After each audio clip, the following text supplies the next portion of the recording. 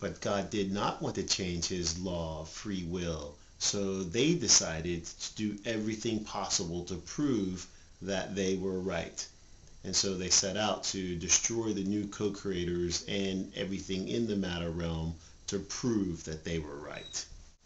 The fallen angels were very skillful in knowing the different state of consciousness, and they knew very well about possibility to be in a such state of consciousness that we can call duality.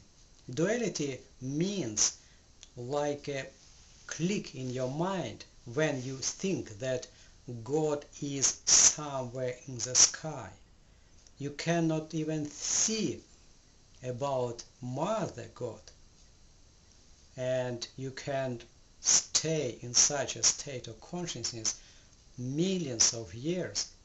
You are hypnotized, and you, in such state of consciousness, you lose, step by step, you lose the energy of your soul.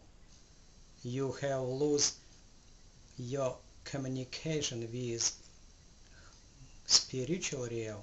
You don't receive light from the spiritual realm, new energy, and finally the soul can be extinguished.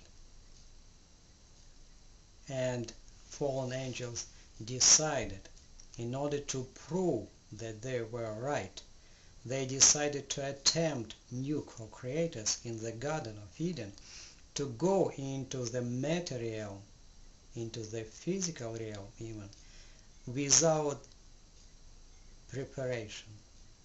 And they tempted them by means of lie. The lie of fallen angels was so hidden that new co-creators could not even see that this was lie. The apple of knowing good and evil was an apple of duality consciousness. The teacher said to co-creators, to new beings, you would die if you go. But fallen angels said, no, you would not. And some co-creators decided to taste duality consciousness, to go in this state without preparation, and they have lost. If you think that God is somewhere up in the sky, separate from you, or even if you think that there is no God, and you don't recognize the God Mother here all around you, in fact that we are in the womb of the Mother God, then you are trapped in duality.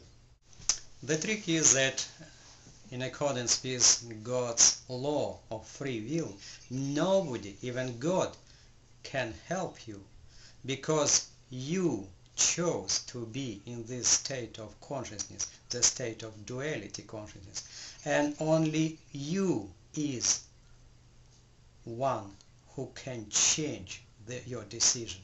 And if you understand this, you can ask masters to help you, and in this case they can help you. They can help you because you ask. You have a free will. Okay, so as you can see, everything is perverted in this duality consciousness. Let's take, for example, the ritual of baptism. People think that they're being baptized to God the Father, but as we know from John the Baptist, John told Jesus, I baptize you by water, but you will baptize by Spirit. So you see that baptizing by water is baptizing to Mother. And so we would like to establish this baptism by Spirit through our church and develop a ritual that baptizes people to the Spirit. And in order to do that, and by doing this, then we can reignite the flames within our hearts to God the Father. So realizing that in this law of free will, it's entirely up to you. It's you that has to ask And then when you ask, you will be given. So ask Jesus, ask Mother Mary, ask Gautama Buddha to come into your heart and light this spiritual candle so that you can reconnect to this Father and be baptized in spirit. And then that will ignite the flame in your heart. And then you could use that to unite with other flames to create this oneness that we are talking about.